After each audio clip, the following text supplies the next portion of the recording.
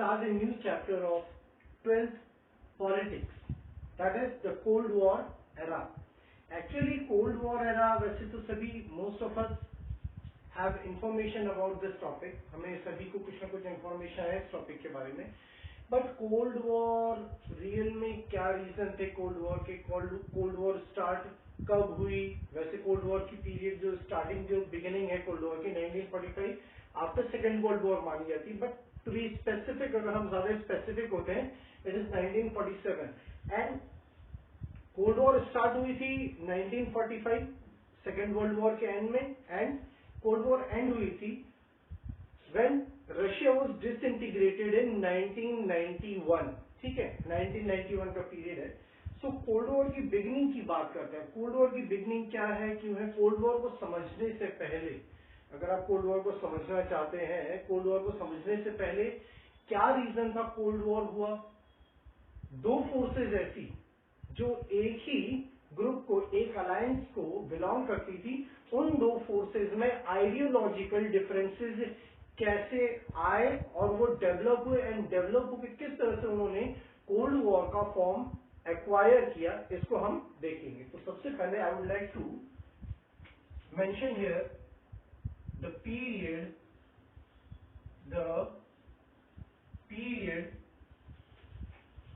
Of second world war, second world war. Second world war. तो second world war का period क्या है? मैं कुछ चीजें आप लोगों के साथ डिस्कस करता रहूंगा, देखिएगा ध्यान से. 1939 टू 1945. तो अब हम देखते हैं beginning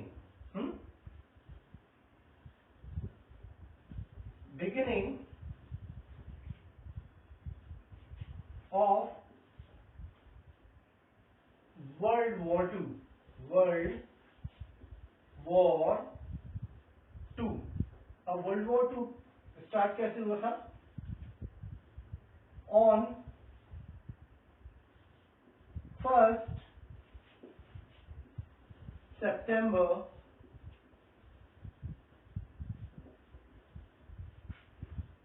when Germany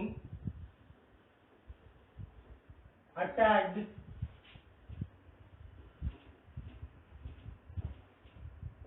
Poland.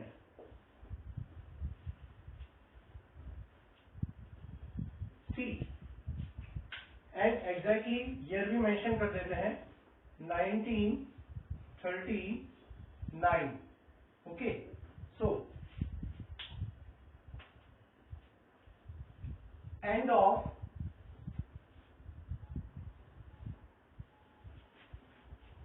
World War Second.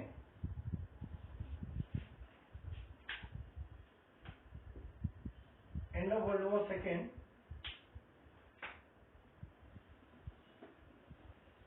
When Japan surrendered on 15th of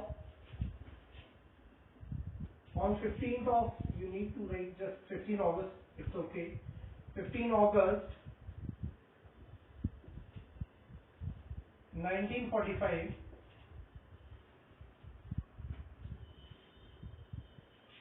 and officially, सी हमें ऑफिशियल पीरियड ज्यादा ध्यान रखने होंगे, officially on 2nd September.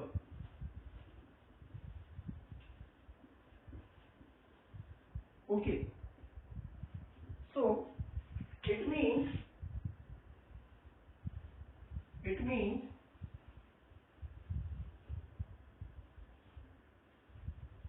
World War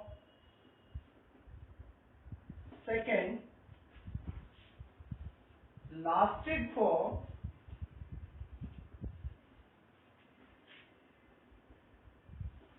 6 years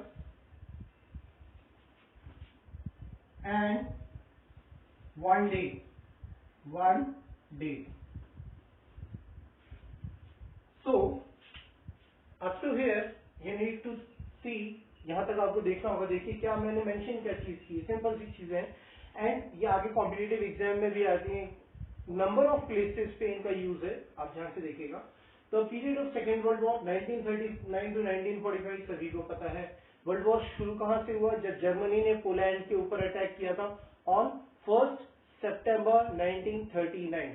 world war second कब एंड हुआ? जब जापान ने सरेंडर कर दिया था 15 अगस्त को। वैसे तो टू बी ऑनेस्ट जापान ने 10 को ही सरेंडर कर दिया था, क्योंकि जापान पे जो 2 बॉम्ब्स ड्रॉप किए गए थे, थर्मोन्यूक्लियर बॉम्ब्स, इन 2 बॉम्ब्स को ड्रॉप किया गया ऑन 6 अगस्त एंड ऑन 9 अगस्त। अभी मैं उसके बारे में एक्सप्लेनेशन से बताऊंगा जस्ट इसके बाद। तो जापान ने वैसे तो रेडियो पे 15 अगस्त को इसको फिर जापान के, क्योंकि इंपीरियल गवर्नमेंट थी वहां पे, हिरोहितो जो वहां के रूलर थे, उन्होंने इस चीज को अनाउंस कर दिया, जापान ने विदाउट एनी कंडीशन यहाँ पे सरेंडर किया था।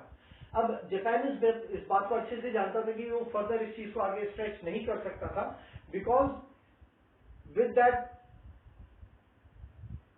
बॉम्बार्डमेंट, जो 2 बॉम्बार्डमेंट हुए थे हिरोशिमा और नागासाकी पे 6 और 9 अगस्त को, उससे इमीडिएटली तभी के तभी more than 2 lakh people died over there. मतलब 2 लाख लोगों की इमीडिएट डेथ हुई थी, और अभी तक जापान उन चीजों को झेलता आ रहा है। इसके बाद से जापान ने कभी भी कोई भी आर्मी मेंटेन नहीं की। यूएस ने कहा कि ठीक है, it is our responsibility to guard you, कोई भी आपके ऊपर कभी भी फ्रॉम हियर ऑनवर्ड्स अटैक नहीं करेगा, इसलिए आज भी जापान की आर्मी नहीं है। नाउ इसको आगे बढ़ाते हैं, just let me rub this.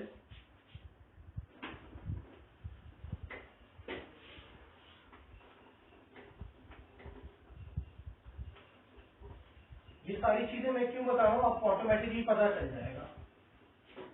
Actually किसी भी कॉन्सेप्ट को समझने के लिए आपको उसके पीछे जो कॉजेज हैं, जो कारण है, उनको देखना होगा। तो मैं अभी बात करता हूं जो nuclear thermonuclear bombs,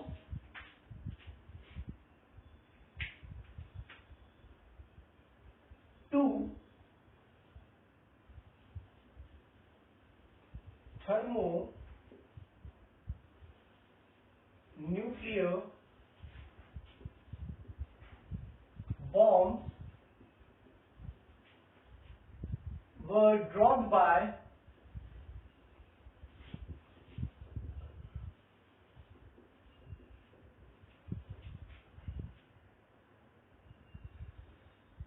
United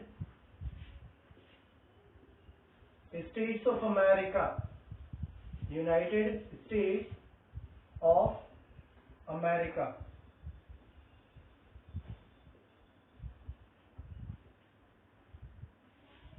On Japan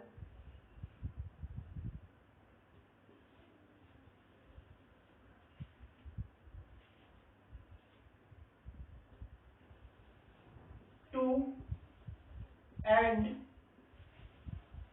the Second World War. Second World War.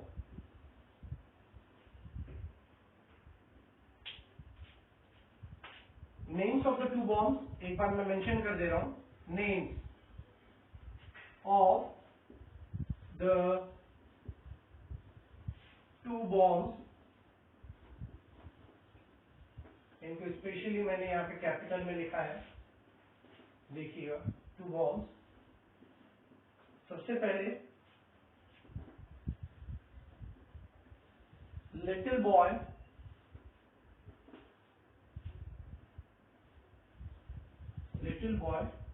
And fat man.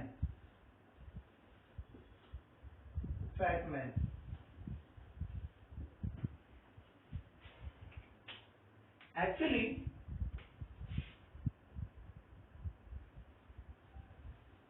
these bombs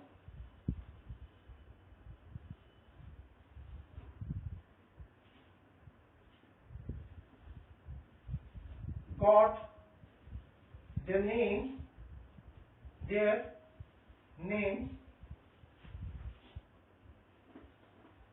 due to their sizes.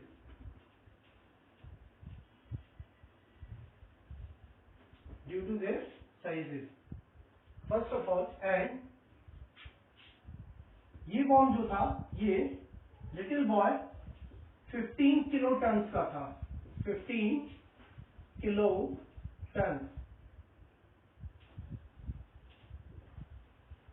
Okay, and this was of 21 kilotons.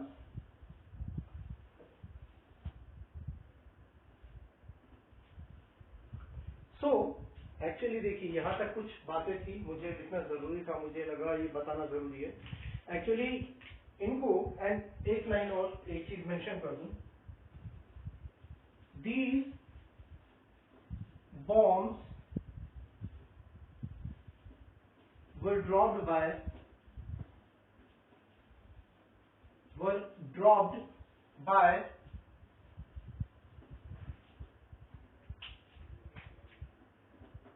B-29 bomber. ये एयरक्राफ्ट था इनका B-29 bomber. ठीक है, B-29 bomber से इन दोनों bombs को drop किया गया था on 6 August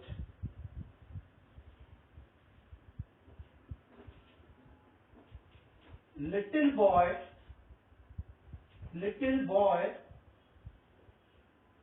was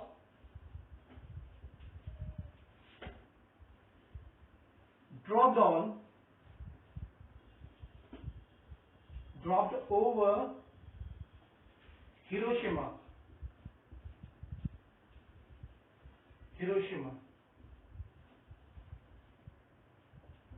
And on 9 August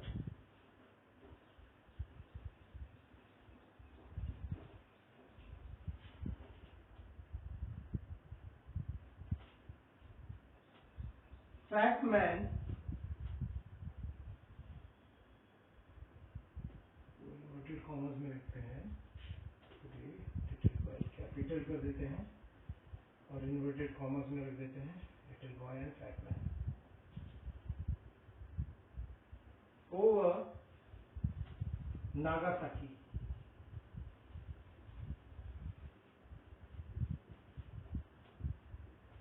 अब एक्चुअली देखो यहाँ पे बहुत सारे स्पेक्यूलेशंस हैं. आपको नंबर ऑफ बुक्स मिलेंगी जिन बुक्स से आपको ये पता चलेगा कि लोगों की अलग अलग आइडियाज थे about dropping of these bombs by US. अब कुछ लोग कह रहे थे कि Japan was ready to surrender at that point of time. कह रहे थे कि जापान एकदम तैयार था सरेंडर करने के लिए. ये अनवांटेड था, मतलब इट वाज नॉट रिक्वायर्ड, ये इसकी जरूरत ही नहीं थी कि इन दोनों बॉम्ब्स को ड्रॉप किया जाए.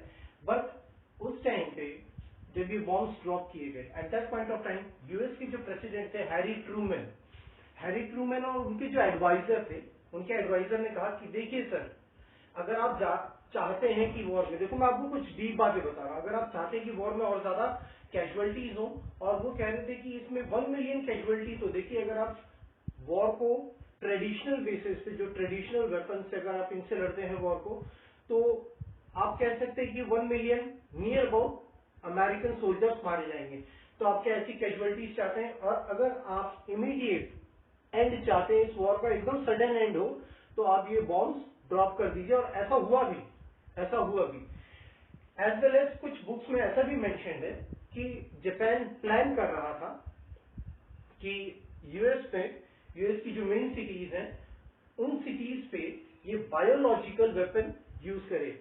एंड कई स्टोरीज हैं वर्ल्ड वॉर की, कई ऐसे एपिसोड्स हैं वर्ल्ड वॉर सेकेंड के जिनको याद ना किया जाए तो अच्छा है। जैसे नैनकिंग चाइना जापान के थ्रू, आपको नैनजिंग कहा जाता है वैसे तो उसको, but at that point of time it was Nanking. तो नैनकिंग का एपिसोड, वहां पे मतलब मैस्कर्स, लोगों का कत्लेआम हुआ था, विमेन को रेप किया गया था ब्रूटली और उनको रेप करके मारा जा रहा था। मतलब अब जापानीज, अगर हम ये कहें कि हम किसी एक साइड को आप चूज करें, that's wrong. World war second में अगर आप देखें ओवरऑल, अगर हम डेथ टोल की बात करें, number of people died over there 75 million, 75 million people died in second world war. It's a lot, ठीक है। As well as in cold war era, in cold war era देखिए, इसको मैं अलग से मेंशन ही कर देता हूँ, ज्यादा बेटर रहेगा, क्योंकि फिर ऐसा हो जाता है ना कि कई बार बच्चों को याद नहीं रहता, आप लोगों को याद ना रहे, इसीलिए।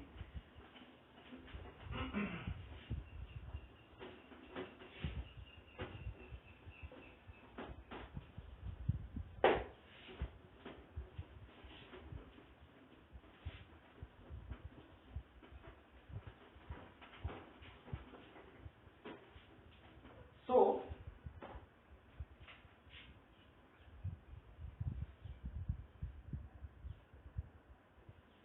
डेथ टोल काउंट किया जाए अगर हम, तो 75 million in world war two, world war two, okay. Same death toll 20 million, थोड़े से यहां पे आप लोग अमेज होंगे, 20 million in cold war era, cold war era. आप लोगों को ये पता है कि कोल्ड वॉर में कुछ हुआ नहीं, छोटी मोटी ऐसी लड़ाइयां झड़प होती रही, नहीं, ऐसा नहीं है। जब पूरा वर्ल्ड दो पार्ट्स में डिवाइड हो गया था, एक वेस्टर्न पावर्स और एक ईस्टर्न पावर्स, तो eastern alliance and western alliance, उसके बारे में मैं बताऊंगा अभी। तो अब आप खुद देख सकते हैं कि फर्स्ट वर्ल्ड वॉर में 75 मिलियन, दैट मीन्स 7.5 करोड़ लोगों की डेथ हुई थी, 7.5 करोड़ कैजुअलिटी थी सेकेंड वर्ल्ड वॉर की, सॉरी। अगर आप कोल्ड वॉर एरा की देखिए बात करें, तो इसमें भी 2 करोड़ लोगों की डेथ हुई है इन बिटवीन 1947 टू 1991 अगर हम बात करें तो। सो अब जापान के ऊपर ये जो थर्मोन्यूक्लियर अटैक किया था यूएसए ने ऑन 6 अगस्त एंड 9 अगस्त, इसके पीछे भी रीजन था। सेकेंड वर्ल्ड वॉर की पिक्चर भी चेंज करने वाला यूएसए था, फर्स्ट वर्ल्ड वॉर की पिक्चर भी चेंज करने वाला यूएसए था। सेकेंड वर्ल्ड वॉर जब स्टार्ट हुआ end up to 1941 December, I would say, क्योंकि दिसंबर में ही जापान ने जो पैसिफिक में यूएसए की टेरिटरी है हवाई, वहां पे इन्होंने एक मेजर एयर अटैक किया था जापानीज ने, पर्ल हार्बर, जिसके ऊपर नंबर ऑफ हॉलीवुड मूवीज भी बनी। अगर आप देखें, इंटरेस्ट, ये तो इट इज अबाउट इंटरेस्ट कि आप कितना इंटरेस्ट लेते हैं, तो उसमें नियर अबाउट 3000 जो US soldiers, marines and all, उनकी डेथ हुई थी, जो कि 3 वेव्स में ये स्ट्राइक की गई थी बाय जापान। तो यूएस आना ही नहीं चाहता था, वर्ल्ड वॉर का पार्ट बनना नहीं चाहता था, क्योंकि वर्ल्ड वॉर एक बहुत बड़ी वॉर थी। एज वेल एज वॉर्स हमेशा डिस्ट्रक्टिव होती हैं, वॉर्स कभी डेवलपमेंट प्रोफेस नहीं कर सकती। तो इसी वजह से जब इसमें यूएस आना ही नहीं चाहता था वर्ल्ड वॉर में, लेकिन जापान ने यूएस को ड्रैग किया, उससे यूएस को खींचा वर्ल्ड वॉर में। पर्ल हार्बर के अटैक से यूएस ने फिर दोनों फ्रंट्स पे, एक तो पैसिफिक में और एक यूरोप में, दोनों फ्रंट्स पे यूएस ने अलाइड फोर्सेस को ज्वाइन किया। देखिए, वर्ल्ड वॉर में 2 डिफरेंट अलायंसेस थे। देयर वर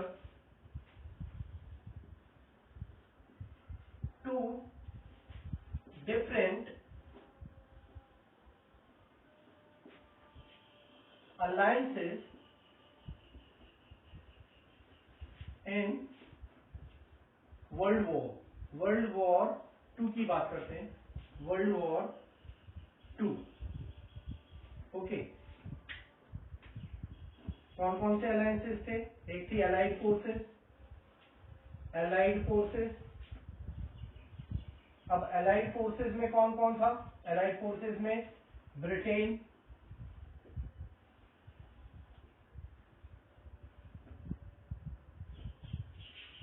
फ्रांस,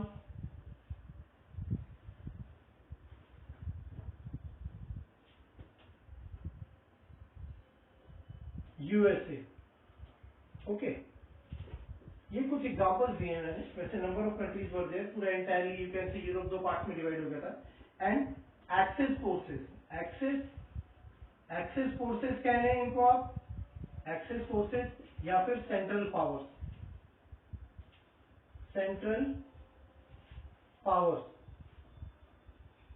अब इनमें कौन था? Germany, Italy, Japan etcetera. अब इनमें जो ये वॉर चल रही थी, इसमें यूएस एंटर करता है इन दिसंबर 1941 आई वुड से, जब पर्ल हार्बर का अटैक होता है। तो पर्ल हार्बर के अटैक के बाद जब पैसिफिक में, क्योंकि हमेशा से जापान चाहता था एंटायर पैसिफिक में इनका कंट्रोल हो, अब यहीं पे यूएस की भी कई टेरिटरीज थी जिन पे यूएस चाहता था कि उनका कंट्रोल, मतलब वो अपना कंट्रोल बनाए रखे। And it was not expected, जो पर्ल हार्बर का अटैक था बाय जापान, वो यूएस ने बिल्कुल एक्सेप्ट मतलब एकदम एक्सपेक्ट ही नहीं किया था।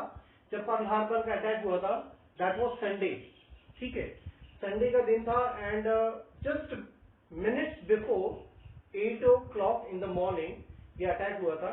एंड 1:30 तक थर्ड वेव था, लेकिन थर्ड वेव वैसे करने की जरूरत ही नहीं पड़ी थी। ऐसा जापान को ऐसा लगा था कि उन्होंने जो एयरक्राफ्ट कैरियर्स हैं, यूएस के जो एयरक्राफ्ट कैरियर्स हैं, उनको इन्होंने बर्बाद कर दिया, खत्म कर दिया।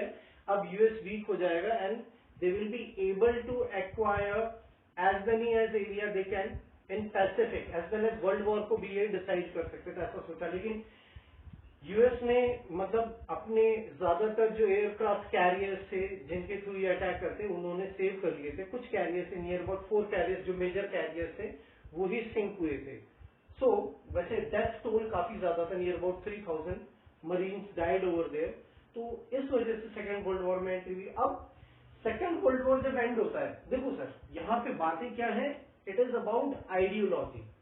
आप कैसे समझते हो ये आपके ऊपर डिपेंड करता है। अगर आप देखें, मैं एकदम शुरू से बात करता हूं, जब फ्रेंच रेवोल्यूशन आया, फ्रेंच रेवोल्यूशन के बाद, फ्रेंच रेवोल्यूशन के टाइम पे अमेरिकन रेवोल्यूशन को भी अगर आप ध्यान से देखें, अमेरिकन रेवोल्यूशन अमेरिकन नेटिव्स ने थोड़ी ना परफॉर्म किया था। अमेरिकन रेवोल्यूशन परफॉर्म करने वाले लोग कौन थे?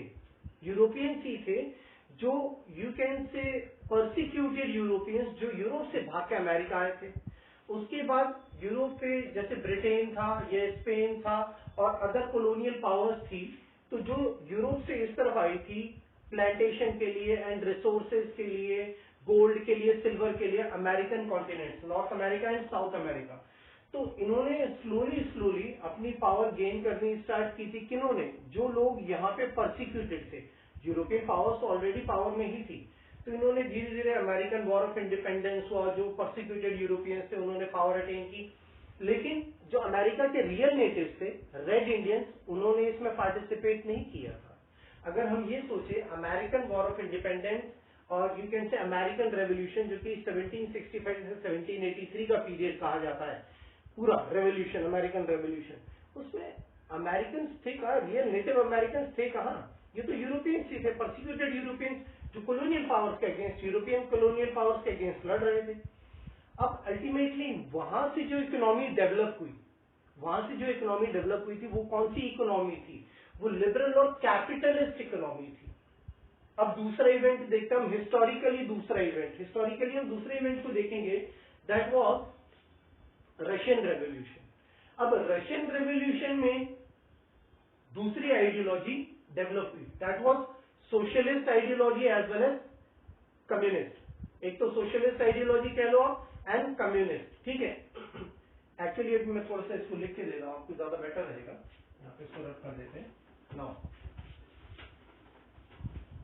क्योंकि ये थोड़ा सा मैं आगे ज्यादा लंबा नहीं खींचूंगा, इसको इतना ही रखूंगा आज आपके लिए आगे फर्दर आने वाले डेज में इसको, बिकॉज अब मैं जस्ट पहुंचा हूं घर, तो करेंगे कुछ ना कुछ, we will do something about this thing.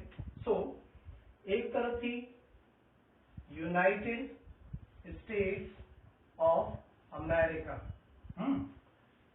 दूसरी तरफ थी Union of Soviet Socialist Republic. Okay, so इनमें ये कैसे थे, ये लिबरलिज्म फॉलो करते थे एंड कैपिटलिस्ट थे, पूंजीवादी कैपिटलिस्ट। अगर हम इनकी बात करें तो ये कैसे थे, सोशलिस्ट। ये थे socialist as well as communist.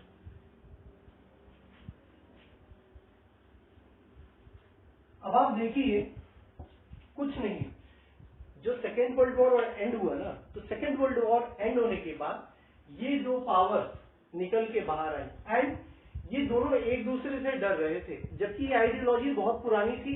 ये वर्ल्ड वॉर फर्स्ट के टाइम से ये वाली आइडियोलॉजी डेवलप हुई, जबकि ये आइडियोलॉजी तो बहुत पहले से थी। अब ये दोनों आइडियोलॉजी मैक्सिमम कंट्रीज को चाहते थे कि वो इनकी इन्फ्लुएंस में हो।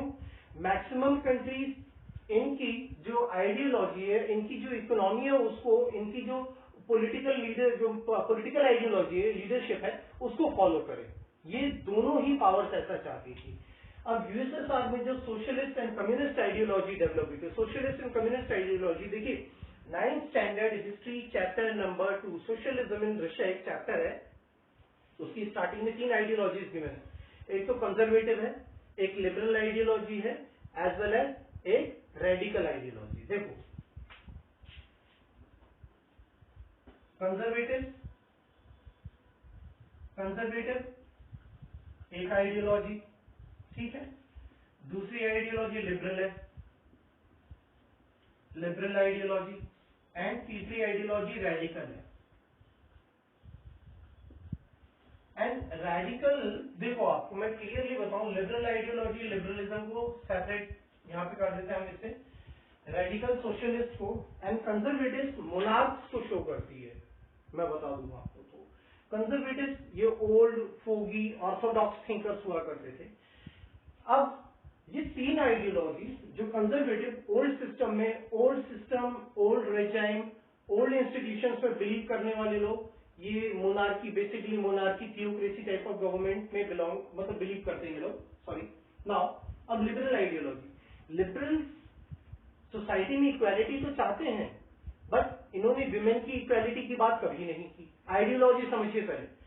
एज वेल एज ये मानते हैं कि if somebody is doing hard work and he is able to acquire and he is able to acquire and he is acquiring property and wealth, then it is quite right। जबकि socialist और radical ideology कहती थी नहीं, simply अगर आप कुछ भी acquire कर रहे हो, एक फैक्ट्री, अगर एक फैक्ट्री ओनर ओन करता है, तो उसको उस फैक्ट्री में जितना उसने इनपुट किया, वेल्थ लगाई, उसके अकॉर्डिंग उसको बेनिफिट मिलना चाहिए, और बाकी जो बेनिफिट है वो उसमें वर्कर्स के बीच में इक्वली शेयर होना चाहिए। दैट वाज सोशलिस्ट और कम्युनिस्ट आइडियोलॉजी। तो एक तरफ कैपिटलिस्ट पूंजीवादी जो लिबरलिज्म में बिलीव करते थे, लिबरल आइडियोलॉजी रखते थे, एक तरफ सोशलिस्ट जो कम्युनिस्ट आइडियोलॉजी रखते थे, जो जितने भी रिसोर्सेज, सोशल रिसोर्सेज हैं, वो इक्वली डिवाइड होनी चाहिए। ये दोनों ideologies after second world war काफी ज्यादा स्ट्रांगली डेवलप हुई, और दोनों ही पावर यही चाहती थी कि मेरी पावर ज्यादा स्ट्रांग हो, मेरे फॉलोअर्स ज्यादा हो, मेरे तरह की government through out the world ज्यादा हो। इसीलिए देखो जिस वे में मैंने इनको लिखा है, आप पूरे वर्ल्ड को इसी वे में डिवाइड कर दो। That is the western part of the world and this is the eastern part of the world. तो USSR, USSR you can say Russia, वैसे ये रशिया तो नहीं कहेंगे, यूनियन सोवियत सोशलिस्ट रिपब्लिक अगर आप कह लें, तो इन्होंने अपना influence eastern part of the world रखा and eastern part of Europe particularly, ठीक है। इस वजह से यूएसएसआर अगर हम कहें तो इनको कहा गया ईस्टर्न अलायंसेस, और इन्होंने forcefully, let me tell you, इन्होंने ज्यादातर कंट्रीज को forcefully with the help of, with the power, the strength of their military, इन्होंने फोर्स किया कि हमें फॉलो किया जाए, ठीक है। उसी जगह यूएसए है, यूएसए ने ज्यादातर कंट्रीज को अपने साथ, जो वेस्टर्न पार्ट ऑफ यूरोप है, ज्यादातर कंट्रीज ने यूएसए को सपोर्ट किया, उसकी माइट, मिलिट्री माइट की वजह से, उसकी development, economic development, industrialisation and every aspect you can say. तो इसीलिए ज्यादातर जो वेस्टर्न डेमोक्रेसी थी या वेस्टर्न पार्ट ऑफ यूरोप में जो कंट्रीज एग्जिस्ट करती थी, उन्होंने यूएसए को सपोर्ट किया। अब ये दो कंट्रीज जो हैं, ये मेजर कोल्ड वॉर कंटेन कर रही थी। देखो आपकी बुक में जो स्टार्टिंग में क्यूबन मिसाइल क्राइसिस गिवन है, उससे पहले बहुत सारे क्राइसिस थे, जैसे कि बर्लिन ब्लॉकेड है, कोरियन क्राइसिस है, कॉन्गो, एज वेल एज आपका चाइनीज, एंड एक चीज और बता दूं, आप जितने भी क्राइसिस देखेंगे ना, यहाँ पे जितने भी प्रॉब्लम्स देखेंगे, जितने आगे आने वाले टाइम पे मैं इनको डिस्कस करूंगा, नेक्स्ट लेक्चर में इनको डिस्कस करूंगा, इन सभी पे इन दोनों ने अपना रोल प्ले किया।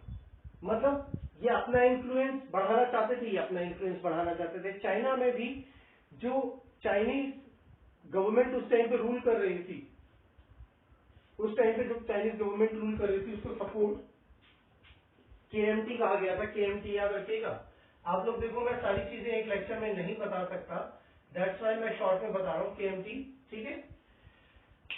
इनको सपोर्ट किया यूएसए ने, जो कि कैपिटलिस्ट थे।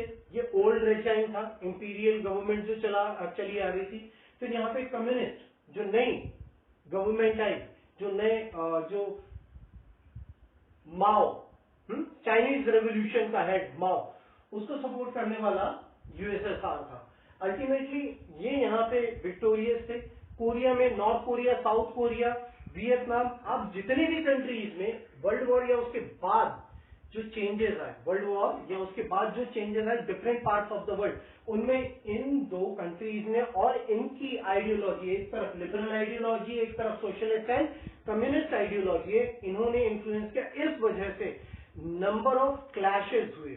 जब बर्लिन कैप्चर कर लिया गया था अप्रैल में, जब अपने आप को शूट कर लिया था, as people use to say about Hitler, there are many theories, I am not going to discuss that thing, लेकिन बस आपको बता रहा हूँ, अप्रैल में जब सरेंडर हो गया था जर्मनी का, after that Berlin was divided among these allied forces.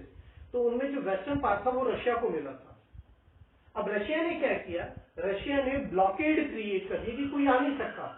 इस बीच में काफी लंबी स्टोरीज है। देखो आप ये चैप्टर सिर्फ इस बेस पे पढ़ रहे हो कि आपको मार्क्स लेके आने, तो आप इसके साथ ये भी तो कर सकते हैं कि मार्क्स भी लेके आए और अपनी एक आइडियोलॉजी भी डेवलप कर ले, हम एक्चुअली इंसिडेंट्स को देखें कि क्या हुआ था।